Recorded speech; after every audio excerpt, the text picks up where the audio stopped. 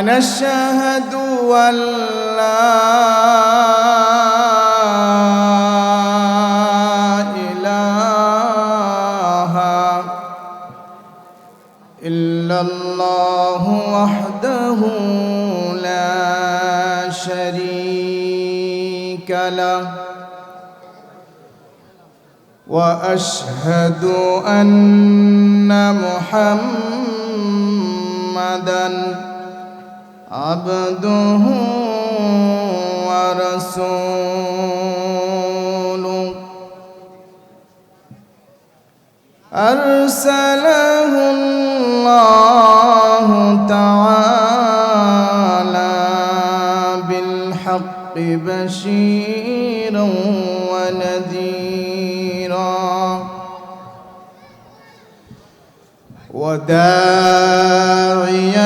إلى الله بإذنه وسراجا منيرا أما بعد فقد قال الله تعالى في كلامه المجيد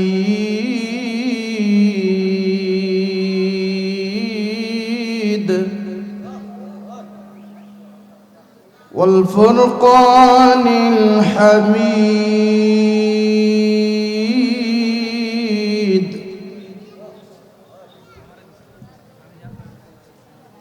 أعوذ بالله من الشيطان الرجيم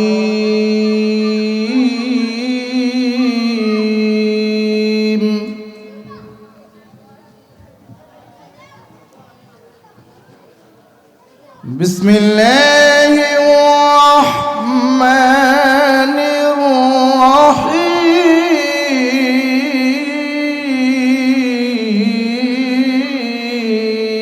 الرحيم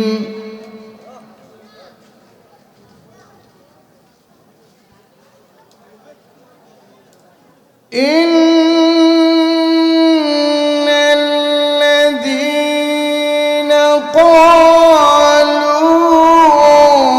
ربنا الله ثم استقاموا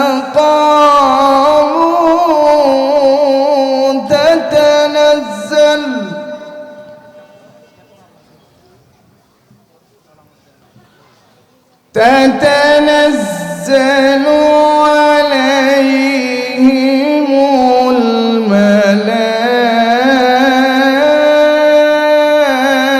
الملائكة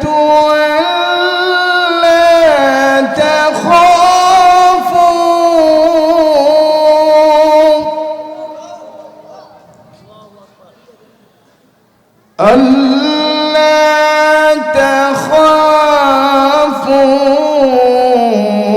ولا تحزنوا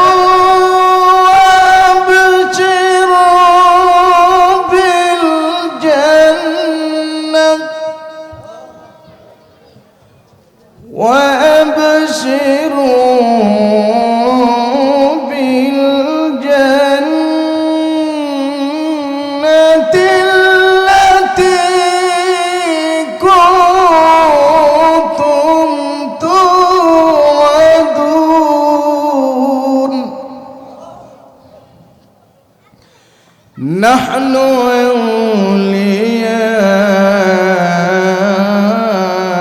أولياؤكم في الحياة الدنيا وفي الآخرة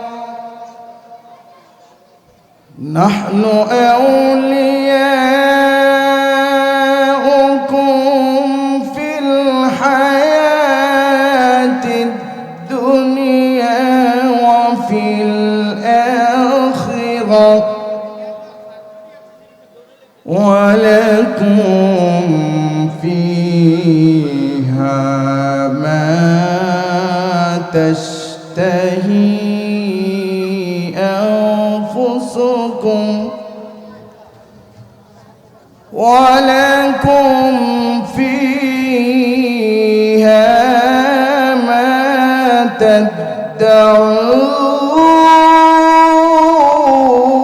تدعون نزلا من غفور رحيم ولكم فيها ما تشتهي أنفسكم ولكم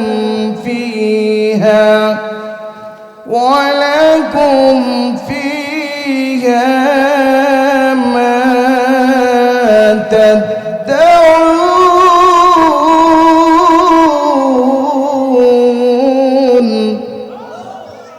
نزلا من غفور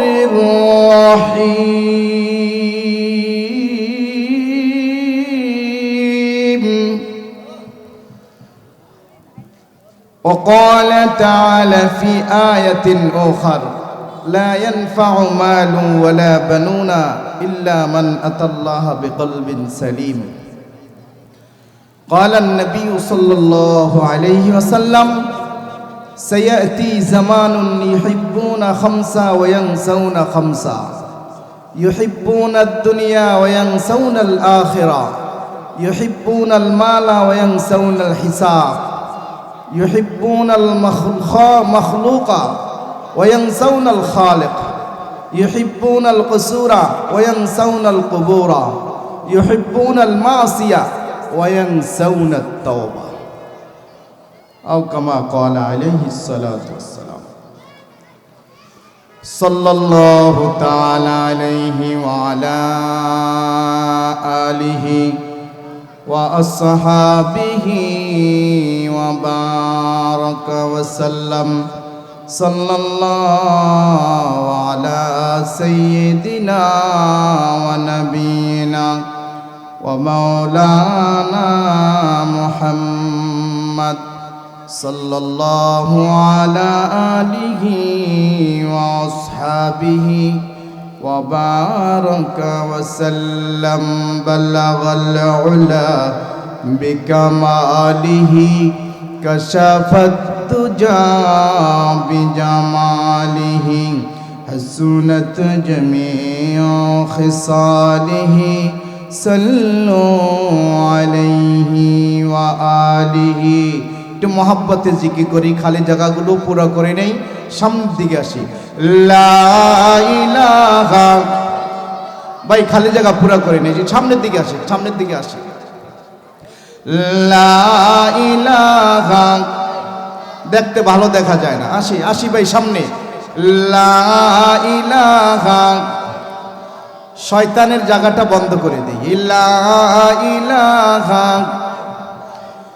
আর জোরে লা ইলাহা জোরে জোরে লা ইলাহা লা ইলাহা লা ইলাহা মোহাব্বত লা ইলাহা দিল দিল লা ইলাহা লা ইলাহা আর জোরে লা ইলাহা লা ইলাহা লা ইলাহা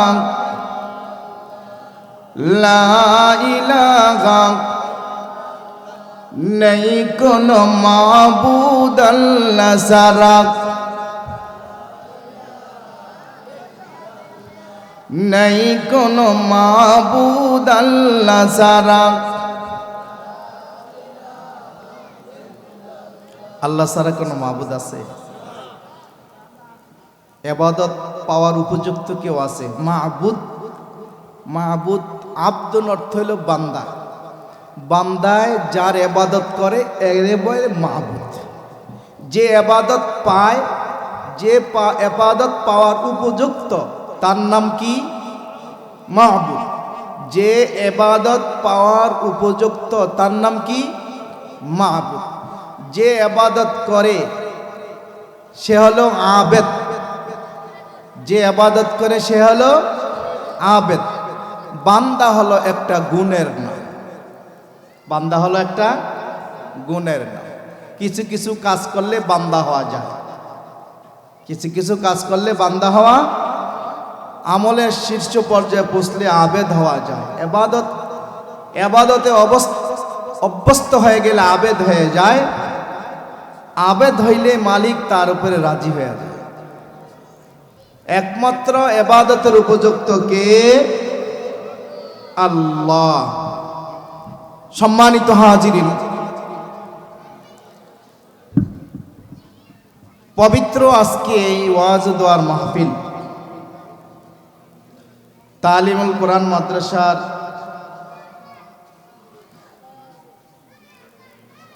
উপলক্ষে চতুর্থ বার্ষিকী ইসলামী মহাসম্মেলন। এটা এলাকার জন্য একটা নেয়ামত। ঠিক রাকিবুন আতীদ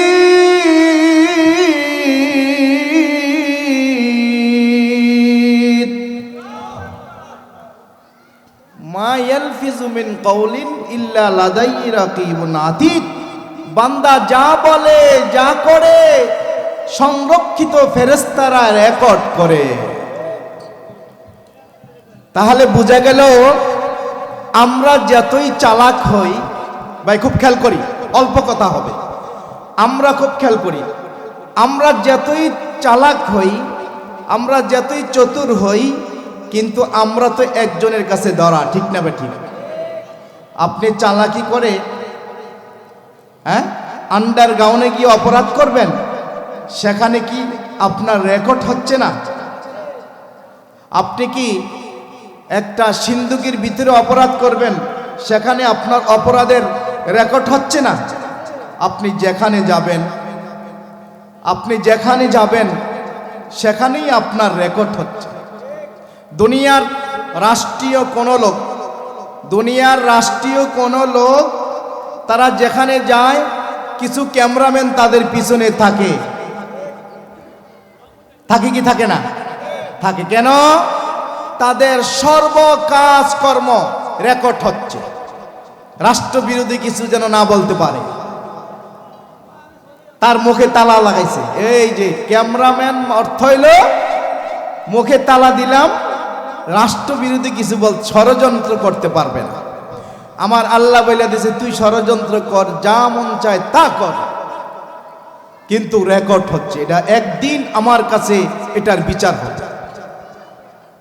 যেই দিন বিচার হবে, রেকর্ড দেখানো হবে, যেই দিন আমার আপনার এই রেকর্ডটা দেখা হবে, রেকর্ড বইটা দেখা হবে, রেকর্ডিংটা ছেড়ে দেওয়া হবে, ওই দিন বলবেন মা লিহাজাল কিতাব লা ইউগাদিরু সগীরাতাও ওয়ালা কবীরা ইল্লা আহসাহা।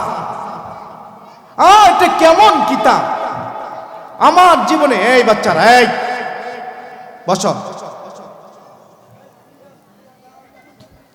মা লিহাজাল কিতাব, আরে এটা কেমন কিতাব, যেই কিতাবে আমার জীবনে ছোট থেকে ছোট্ট একটা অপরাধ করেছি এটাও আছে।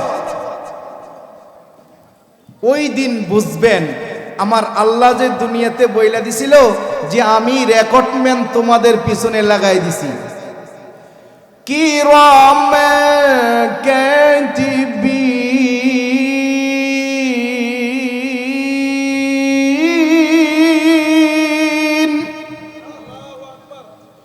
ইয়ালামুনা মা তাফআলুন।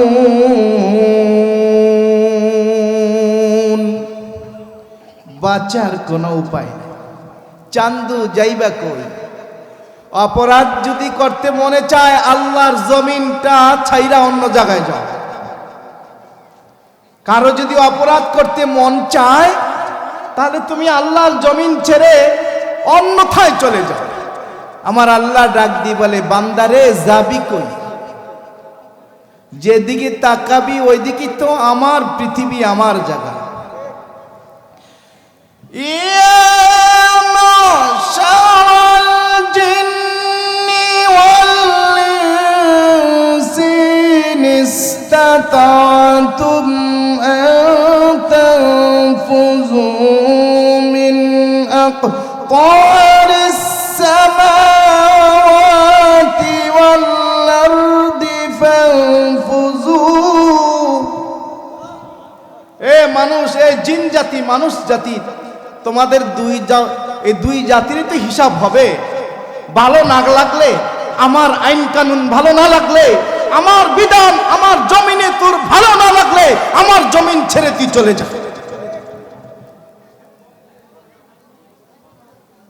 আল্লাহ কয় ফানফুযু, চলে যা। আবার ডাক দি বলে লা তানফুযুনা ইল্লা বিসুলতান। আল্লাহ কয় যাবি কই, যাবি কোথায়? যেদিকে যাবি সেদিকেই আমি, আইনামা তুয়াল্লু ওয়াজহুকুম, যেদিকে তাকাবি সেদিকে আল্লাহর জমিন, আল্লাহ। সুতরাং আল্লাহর জমিনে থাকলে ইবাদত করতে হবে কার? কথা মানব কার? না অন্য মানুষের কথা? মানুষের কথা শোনা যাবে?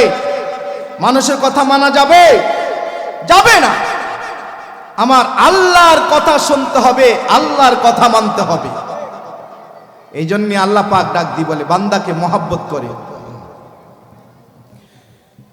ইয়া আইয়ুহাল্লাযীনা আমানু রকাউ ওয়াসজুদু ওয়া'বুদু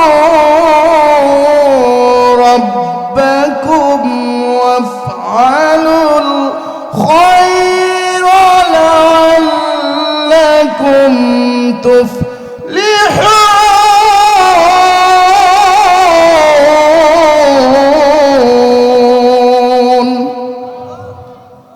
আল্লাহ ডাক দিয়ে বলে যারা আমার উপরে ঈমান এনেছো, ইয়া আইয়ুহাল্লাযীনা আমানু,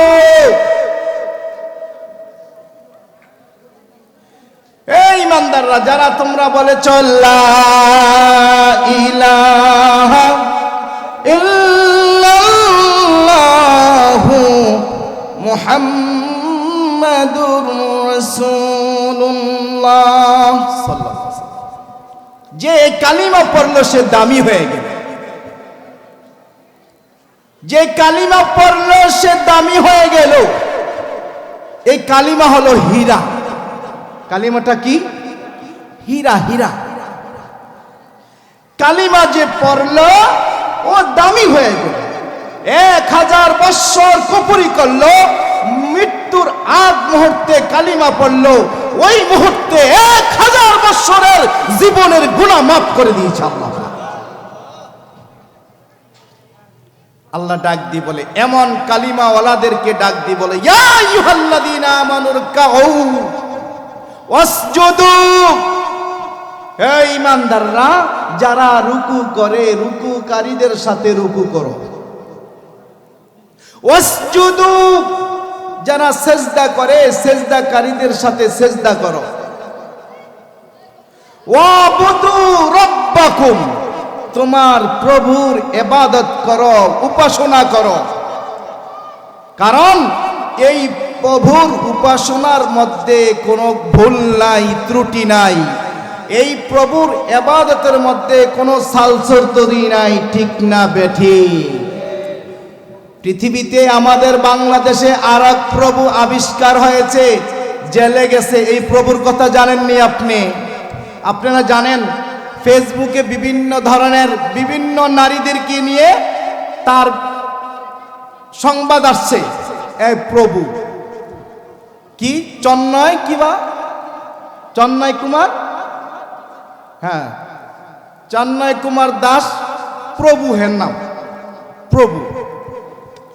ওদের মাথা কত খারাপ, ওদের দিমাগ কত খারাপ।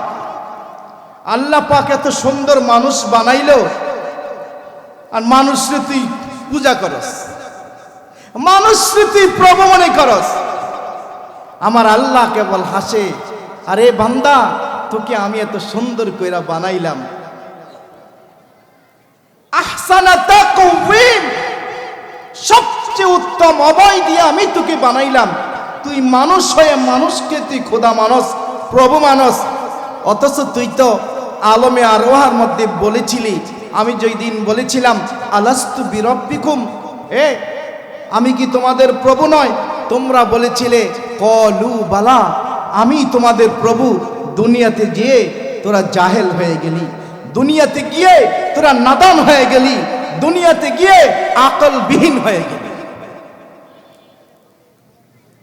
করব কি করে কি, করব কি করে কি। আলোচনার মোড় অন্যদিকে চলে যাচ্ছে। আমার আলোচ্য বিষয় হলো, আমি কোরআনে কারিম থেকে ছোট্ট একটা আয়াত তেলাওয়াত করেছি, লা ইয়ানফাউ মালু ওয়ালা বানুনা ইল্লা মান আতাল্লাহা বিকলবিন সালিম। আল্লাহ পাক এখানে বলেন, ও পৃথিবীর মানুষ, খুব খেয়াল করে শোনেন, ও পৃথিবীর মানুষ, তোমার সম্পদ, তোমার এই বিশাল অট্টালিকা, তোমার বহুতল ভবন, তোমার 10টা 8টা, তোমার গ্র্যাজুয়েট প্রাপ্ত সন্তান, এগুলো তোমার কাজে আসবে না। ঠিক না বে ঠিক? আসবে, কাজে আসবে। যারা সন্তানের বাহাদুরি করে, সন্তানের ক্ষমতা দেখায়, আমার আল্লাহ ডাক দি বলে এই সন্তান তোর কোনো কাজে আসবে না। যারা সম্পদের বাহাদুরি করে, যারা সম্পদ নিয়ে অহংকারী করে, আমার আল্লাহ বলে এই সম্পদ তোর কোনো কাজে আসবে না। আমার কাছে তোর সম্পদেরও দাম নাই, তোর সন্তানেরও দাম নাই।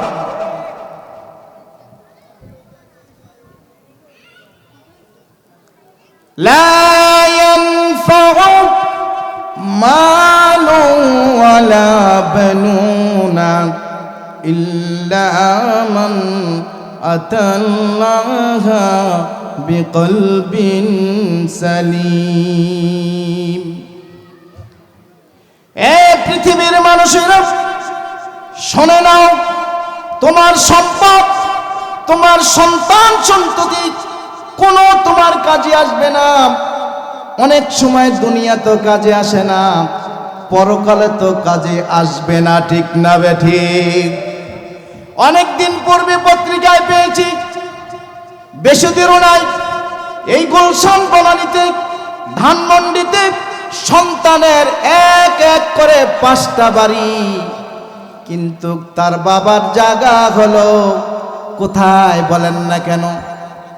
বৃদ্ধাশ্রমে তার বাবার জায়গা হলো। কারিমের মধ্যে পৃথিবীর মানুষকে জানায় দিলেন, লা ইয়ানফাউ মালু ওয়ালা বানুনা ইল্লা মান আতাল্লাহা বিকলবিন সালিম।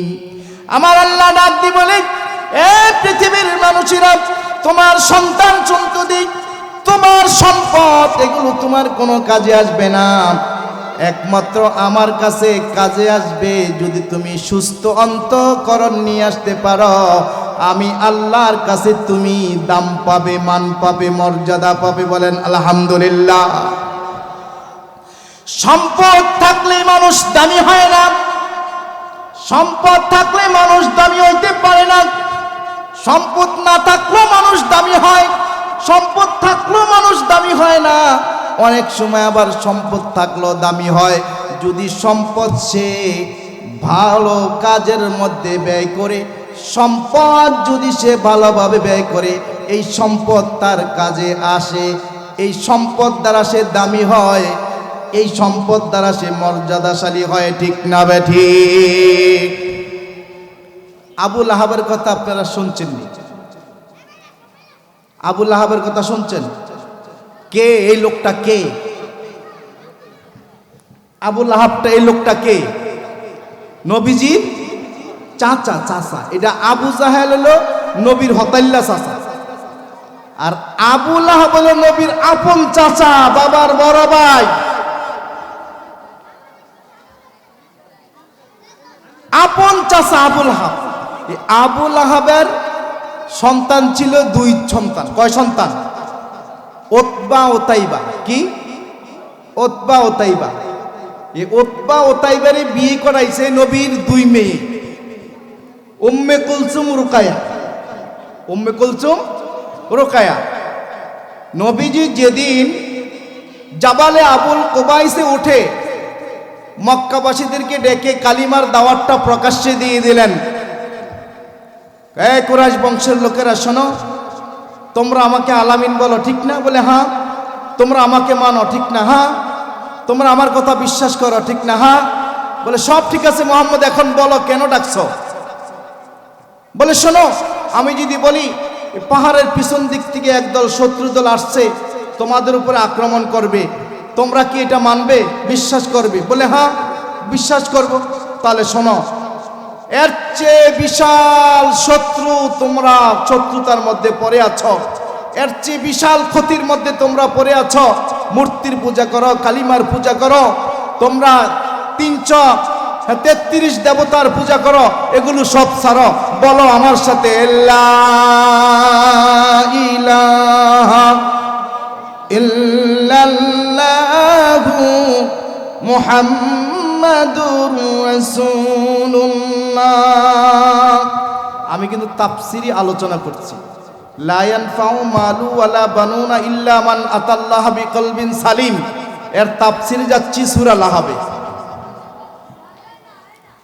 এই কথা বলার পরে আপন চাচাই আগে ডাক দিয়ে বলল, ইয়া মুহাম্মদ, লিহাজা দাউতানা। মুহাম্মদ, এই জন্য কি আমাদেরকে তুমি ডাকলা? আর কোনো তোমার কাজ করব নাই? তাব্বাল্লাক, এ মুহাম্মদ তুই ধ্বংস হ, তোর হাত ধ্বংস হোক। আবু লাহাবের কথাটা আমার আল্লাহর কাছে পছন্দ হয় না।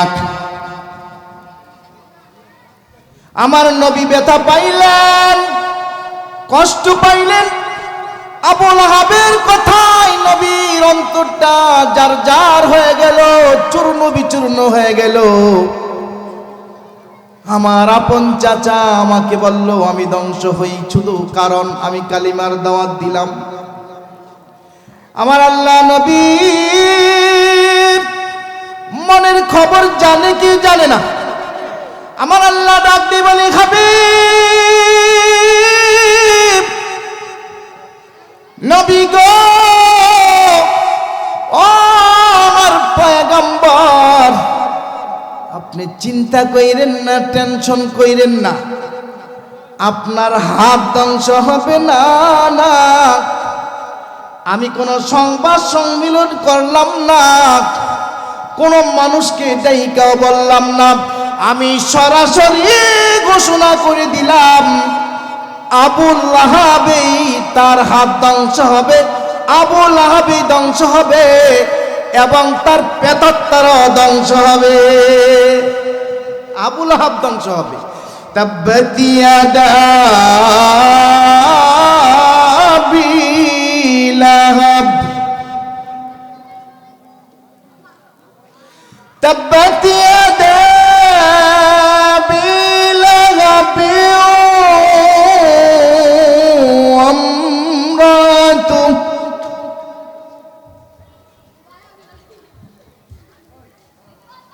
تبت يدا أبي لهب وتب ما أغنى عنه ماله وما كسب سيصلى نارا ذات لهب حمالة الحطب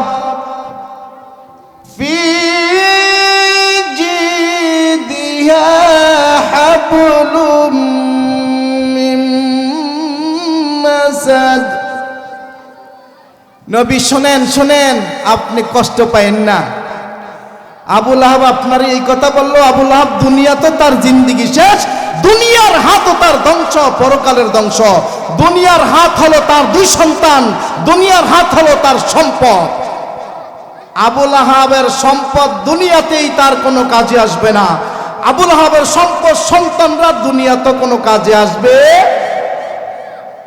আবু লাহাবের হঠাৎ করে রোগ হয়ে গেল, করোনা ভাইরাস হয়ে গেছে। করোনা ভাইরাস আসছিল না 18 সালে না 19 সালে, 20 সালে করোনা ভাইরাস আসলো। আয় হায় হায় হায় হায় হায় রে, বাবাই সন্তানকে ধরে না, সন্তান বাবার কাছে যায় না, বাবা সন্তানের কাছে যায় না, বউ স্বামীর সাথে এক খাটে এক বিছনায় থাকে না।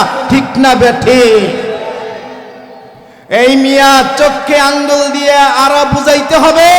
আমার আল্লাহ যে বলছে লা ইয়ানফাউ মালু ওয়ালা বানুনা, এই পৃথিবীর মানুষ, তোর সম্পদ, তোর অর্থ, তোর সন্তান সন্ততি তোর কাজে আসবে। আবু লাহাব রে কয়ে দিল, এর সম্পদ কাজে আইব। করোনা ভাইরাস হয়ে গেল, হঠাৎ করে রোগ হয়ে গেল, মানুষের কাছে থাকতে পারে না। সন্তানরা মরুভূমির মধ্যে নিয়ে তাবু গাড়াইয়া ওটার মধ্যে থুইয়াছে, কেউ নাই, খানা নাই, দাওয়া নাই ওখানে। কবে বা কোন দিন ময়রা ফুইটা এরম ফুইলে গেছে গা, পানি বাড়িতেছে। গোলামরা দেখে বললো, আইসা সন্তানদেরকে বললো, আরে তোদের বাবা তো ওই তাবুর মধ্যে পইরা রয়েছে, ফাইটা যাওয়ার উপক্রম হয়েছে। সন্তানরাও যায় না। আবু লাহাবরে গোলামেরা লাঠি দিয়া ধাক্কা ধাক্কা গাতার কইরা গাতার মধ্যে ফালাইয়া চাপা মাটি দিয়া দিল। লাগজিনি সন্তানরা কাজে, সন্তান কাজে লাগছে। আরে লাগজিনি মিয়া এখন নাকে, আরে সন্তান কামে লাগে নাই। আবু লাহাবের সম্পদ কম ছিল। আরে মিয়া ওই তো সম্পদের পাহাড় জমাই ছিল মক্কা নগরীতে, বিশিষ্ট শিল্পপতি ছিল। আবু লাহাবের বিশিষ্ট শিল্পপতির লক্ষ কোটি লিয়ন বিলিয়ন তার সব ব্যর্থ হয়ে গেছে, কাজে লাগে না।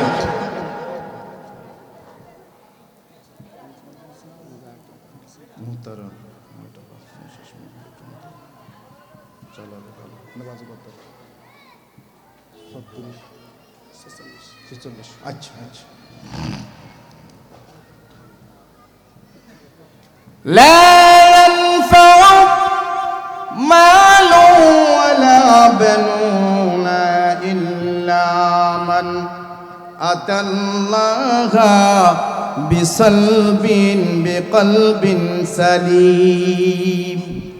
আমার আল্লাহ ডাক দিয়ে বলে, পৃথিবীর মানুষেরই তোমার সন্তান, তোমার সম্পদ কোনো কাজে লাগবে না, শুধুমাত্র কাজে লাগবে তুমি যদি সুস্থ অন্তর নিয়ে আমার কাছে আসতে পারো, সুস্থ অন্তঃকরণ নিয়ে যদি আসতে পারো, তাহলে তুমি লাভবান হবে। তাহলে বোঝা গেল অন্তর 2 প্রকার। হ্যাঁ,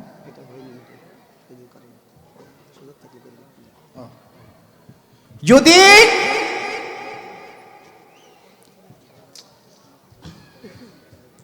সুস্থ অন্তঃকরণ নিয়ে যদি আমার কাছে আসো, তাহলে তুমি লাভবান হবে। তাহলে বোঝা গেল অন্তর কত প্রকার? 2 প্রকার, সুস্থ অসুস্থ। এই কথা কয় না, সুস্থ অন্তর কয় প্রকার? এই জোরে, অন্তর কয় প্রকার? কি কি? সুস্থ সুস্থ সুস্থ অন্তর কাদের? সুস্থ অন্তর কারা? সুস্থ অন্তরওয়ালা কারা? ইহদিনাস সিরাতাল মুস্তাকিম সিরাতাল লাযীনা আন'আমতা আলাইহিম মিনান নাবিয়্যিনা ওয়াস-সিদ্দীকিনা ওয়াশ-শুহাদা'i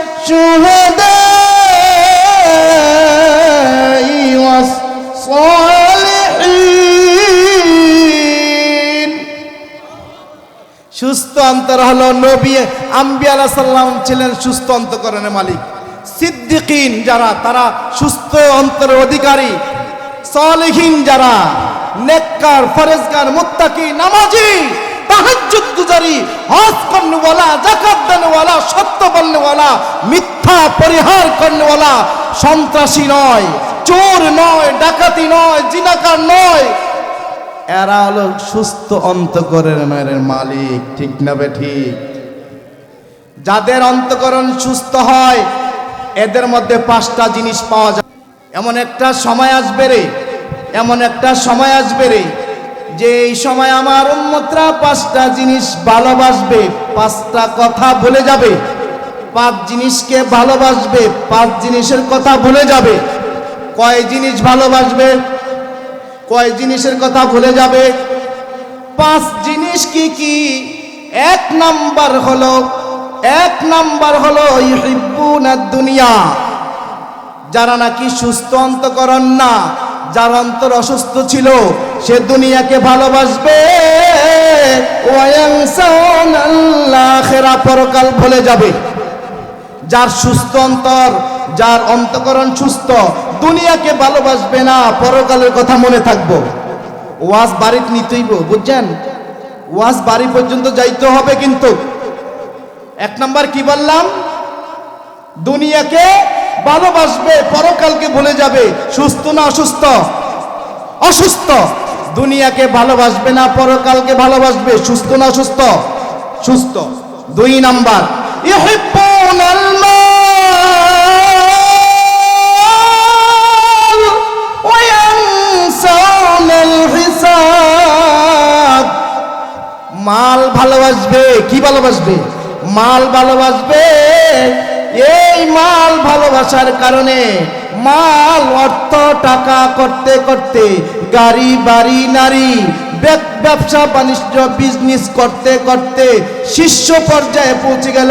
কিন্তু মাগার এই গোলামকে, নাফরমানকে আল্লাহ কেন বানাইলো? একদিনও সে চিন্তা, ওমা